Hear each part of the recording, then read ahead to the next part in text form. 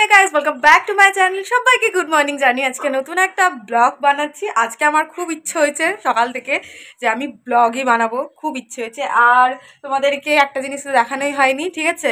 যে এইটা আগে ওই ঘরে ছিল, ঠিক আছে? এই শোকেসটা আগে ওই ঘরে ছিল, কিন্তু কালকে রাত্রিবেলা এই শোকেসটা আমি আমার ঘরে নিয়ে এসেছি আর কি, সবাই মিলে। কারণ হচ্ছে কি, আমাকে জামা কাপড় বের করতে যেতে হয় ওই ঘরে।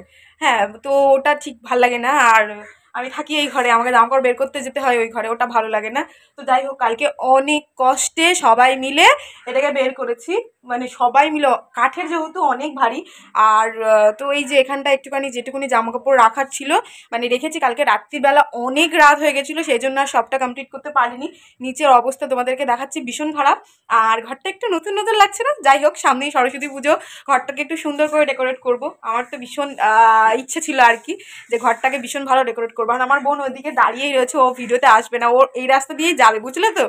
তো ওখানে লুকিয়ে গেছে। যাই হোক, তো সেটা বড় ব্যাপার নয়। বড় ব্যাপারটা হচ্ছে এখন আমি বুঝতে পারছি না যে আমি কিভাবে কি কাজ শুরু করব না করব।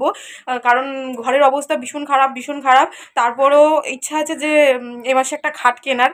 তো খাটটা যদি কিনি আরও বড় বড় হয়ে যাবে। হ্যাঁ, মানে আমি জানি না ঘরটাকে কি করে গোছাবো, কি করব না করব। তো চলো আজকে সারাদিনের ব্লগটা তোমাদের সাথে শেয়ার করছি। আর যারা আমার চ্যানেল, তো প্লিজ চ্যানেলকে সাবস্ক্রাইব করে দিও, এভাবে পাশে থেকে ভালো থেকো। তো চলো পুরো ভিডিওটা দেখতে থাকো। যদি কেউ আমাকে বলে তোমার কাছে সর্বশ্রেষ্ঠ উপহার কি, তাহলে আমি বলবো ফুলই। আমি জানি না কেন ফুলের ওপর না আমার একটা আলাদাই অনুভূতি আছে। তো এটা সকালবেলা স্টুডেন্ট দিয়েছে, আর ফুল দেখলে না আমি কেমন যেন একটা পাগল পাগল হয়ে যাই। মানে ফুল এত ভালোবাসি আমি। স্টুডেন্টদের দেওয়া সব গিফটসই তো আমি যত্ন করে রাখি, এটাও অবশ্যই যত্ন করে রাখবো, আর এটা তো ফুল বলে কথা। তো যাই হোক, কালকে রাত্রিবেলা এই টেবিলটাকে খুলে রেখে দিয়েছিলাম। আর এই কর্নারে দেখো এক গাদা জামাকাপড়। কালকে অর্ধেকটা জামাকাপড় আমি আর মাম গুছিয়েই ফেলেছি। কিন্তু যদি রাত না হয়ে যেত না, বাদবাকি অর্ধেকটাও আমরা গুছিয়েই ফেলতাম। আর এখানে দেখো এক বস্তা বই খাতা, মানে বোনদের আগের বছরের। তো এবার তো ওরা নিউ ক্লাসে উঠলো। বোনকে বলেছি যে, যে কটা লাগবে সে কটা রাখ, বাদবাকিগুলো না রাখাই ভালো। কারণ আরও নতুন বই খাতা হবে, সেগুলো রাখার আর জায়গা পাবো না। তো সেগুলো এখান থেকে সরিয়ে নিয়ে এইখানটায় টেবিলটা সেট করে নিলাম। আর বোন দেখো এখানে কোনটা লাগবে কোনটা না লাগবে সেটা তো আমার থেকে ভালো বলতে পারবে। তো সেই জন্য ও দেখছে। আর আমি বোনের হেল্প করতে করতে একটা হাতে জিনিস পড়লো, সেটা তোমাদেরকে একটু দেখাই। সেটা হচ্ছে এই বিয়ের কার্ডটা। স্বস্তিকাদির বিয়ের কার্ড তো তোমাদেরকে আমি দেখিয়েইছিলাম, সেটা ছিল রেড কালারের, আর এটা ইয়েলো কালারের। দুটোই কিন্তু ওর বিয়ের কার্ড। আগেরটা দেখিয়েছিলাম, এটা দেখানো হয়নি। তো হাতে পড়লে ভাবলাম তোমাদেরকে একটু দেখিয়ে দিই। আর কথা বলতে বলতে দেখো টেবিলটাকেও গুছিয়ে নিচ্ছি।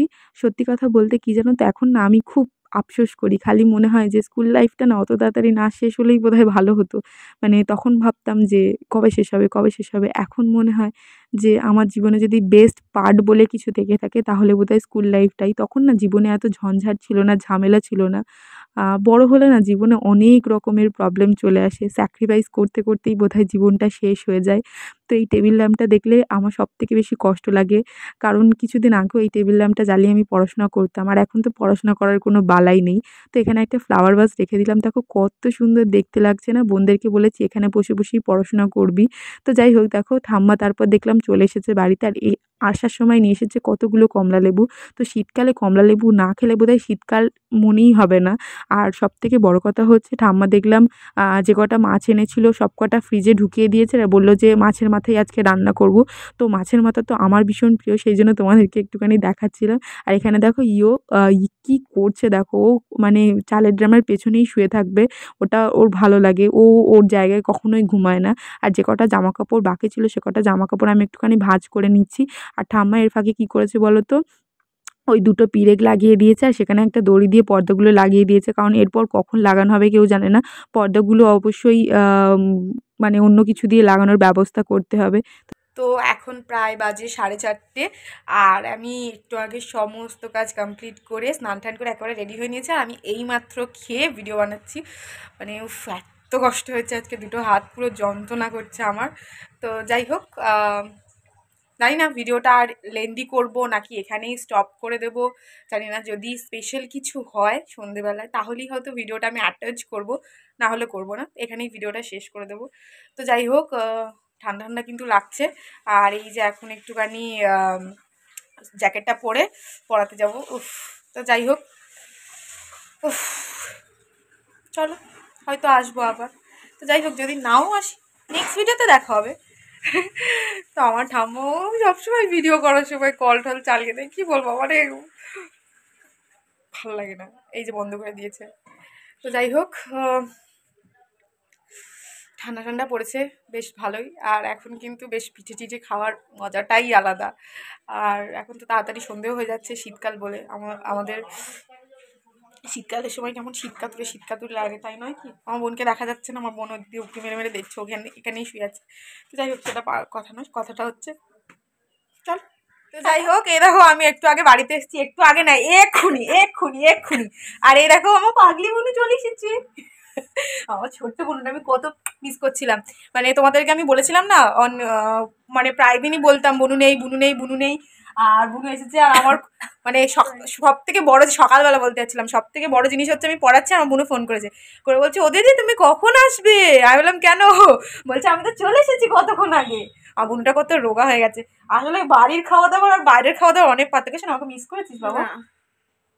এরকম বলিস না, বল হ্যাঁ। 0.1%। বল বল বল, ক্যামেরা অন করেছি, বল হ্যাঁ। বলে হাম্পি মা। আর তোমাকে একটা ফেভারিট জিনিস খাওয়াবো তোমার। সরি, কি ভালো জিনিস খাওয়াবো। যাই হোক, আমার সোনাটা কত কালো হয়ে গেছে। আমার ভুঙ্কু আমার চাঁদের নিচে ঘুরলে কি ফর্সা যায় মানুষ? হ্যাঁ, আমার তো জানা নেই। আমার চাঁদের মতো মানুষটা কত কালো হয়ে গেছে। তো যাই হোক, আমি ভাবিনি ভিডিওটা এত সুন্দরভাবে আজকে এন্ডিং হবে, ঠিক আছে? আর সত্যি সত্যিই ভাবিনি। আর আমার বোন এসে তো চারিদিকে জামা কাপড় একদম বিছিয়ে দিয়েছে। আর কতদিন চুলে তেল ফেল দেওয়া হয়নি, কিছু করা হয়নি। ও চুল ও খুব মানে চুলের কিন্তু খুব কেয়ার করে, ও আমাদের মতো না। আমার ভুঙ্কু মা এটা বড় হয়ে গেছে, আমার বাবাটা, ঠিক আছে? তো যাই হোক, আর ওই দেখো ইও তো একদম চারিদিকে ঘর তছনছ করে দিচ্ছে। আমার যে মানে আমার ঘরটা কোনো গিয়ে রাখলো না। বুনু তুই ইওকে দেখে খুশি হয়েছিস বুনু? আমি তো আনতে বলেছি, তো তোর জন্যই তো, আমি তো ভয় পাই। আমি বলছি তুই ওকে দেখে খুশি হয়েছিস? ফোনে দেখছিস? আমি এসে ওর কাছেই গেছি আগে। তো যাই হোক, যেটা বলছিলাম, ভিডিওটা ভাবিনি যে এত ভালোভাবে এন্ডিং করতে পারবো আমি তো তোমাদেরকে দুপুরবেলা বলছিলাম, দুপুরবেলা না বিকেলবেলা, যে আজকে যদি আর কিছু স্পেশাল না হয় তাহলে আর ভিডিওটা লেন্দি করবো না। কিন্তু আমার এই যে স্পেশাল জিনিসটা হচ্ছে, এটা আমার কাছে সব থেকে বেশি স্পেশাল, আমার বুবুতা। যাই হোক, তো আমার যে শোন ফোন ওরম ভেঙে গেছে কি করে? একটা ফ্রেন্ড ভেঙে দিয়েছে। তো যাই হোক, চলো আমি ওকে দেখো ও যে কি করছে ওকেও দেখাচ্ছি, দাঁড়াও ওকে দেখাচ্ছি। যাই হোক, তুলছে আর না পা না, আমার ভয় লাগে। দাঁড়াও না, কাল থেকে উপরে ওটা স্টার্ট করবো। যাই হোক, আমি আসছি, একটু পরে আসছি। হ্যাঁ, সবে এলাম তো, দাঁড়াও এখনই ভিডিওটা আমি শেষ করবো না, আমি একটু পরে আসছি, ঠিক আছে? আমি আর সোনাই বেরিয়ে পড়েছি মোমো আনার জন্য। মোমো অনেক দিন ওরা খায়নি, আর আমি সেভাবে খুব একটা ভালো বাসতাম না, কিন্তু এখন আমিও মোমো খেতে ভালোবাসি। তো আমি আর বোন যাচ্ছি একটুখানি এখন বাস স্ট্যান্ডের দিকে মোমো আনার জন্য, কারণ বোন অনেক দিন মোমো খায়নি। কিন্তু দুর্ভাগ্যবশত আজকে মোমো পাইনি, কারণ মোমো দোকান বন্ধ ছিল। সেই জন্য আমরা একটুখানি ফুচকা খেয়ে নিলাম। আর আমি ফুচকা খেতে তেমন ভালোবাসি না, বোনের সাথে গেছিলাম বলে আমিও খেয়ে নিলাম। তো ফুচকাতে জানো তো লঙ্কা না দিলেও আমার খুব ঝাল লাগে। আর এখানে দেখো কতগুলো একসাথে ফুচকা আমাকে দিয়ে দিয়েছে, আর আমি একটা একটা করে খাচ্ছি। তো যাই হোক, তারপর আসার সময় রিম্পা তো ফুচকা খায় না, মানে ও টক জাতীয় জিনিস খেতে পছন্দ করে না। সেই জন্য আসার সময় আমাদের 3 বোনের জন্য পকোড়াও এনেছিলাম। তো অনেক দিন পর আজকে ফাস্ট ফুডও খাচ্ছি। আজকে কেমন যেন দিনটা ভীষণ ভালো গেছে, মানে এত কষ্ট হয়েছে কাজ করতে, কিন্তু ভীষণ ভালো গেছে। তো তারপরে সোনাই কিন্তু সবার জন্য কফি করে এনেছিল। আর সবথেকে বড় কথা হচ্ছে, যেটা তোমরা দেখবে সবথেকে সাদা সাদা সেটাই আমার, কারণ আমি না অত হেভি কফি খেতে পারি না, আমার রাত্রিবেলা ঘুম আসে না। আর আগে যখন পড়াশোনা করতাম তখন প্রচুর কফি খেয়েছি, এখন আর তেমন খাই না। তো তারপর কথা বলতে বলতে দেখলাম মাম আসছে, তো আমি এমনিই ভিডিও করছিলাম, দেখলাম তারপর মাম একটা গিফট নিয়ে এসছে। সত্যি এটা আমার কাছে গিফট। আমাদের বাড়িতে তেমন খুব একটা জায়গা নেই অ্যাকোরিয়াম রাখার জন্য, এটা আমার স্বপ্ন বলতে পারো যে একটা অ্যাকোরিয়াম থাকবে আমার ঘরে। তো মাম আজকে হঠাৎ করে নিয়ে চলে আসবে, আমি ভাবতে পারিনি। মাম যখন এটা এনেছিল আমি ভেবেছিলাম যে কিছু একটা অন্য কিছু একটা হবে, অ্যাকোরিয়াম হবে সেটা ভাবতে পারিনি। মানে জানো তো, এখন না আনন্দ হলে আমার কেমন যেন না চোখে জল চলে আসে।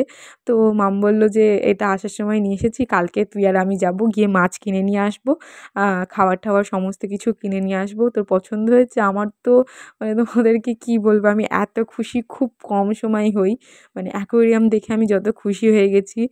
তো সোনাই তখন বলছে কি, বলে বাহ ভালোই হয়েছে, দিদির শখটাও পূরণ হয়ে গেল।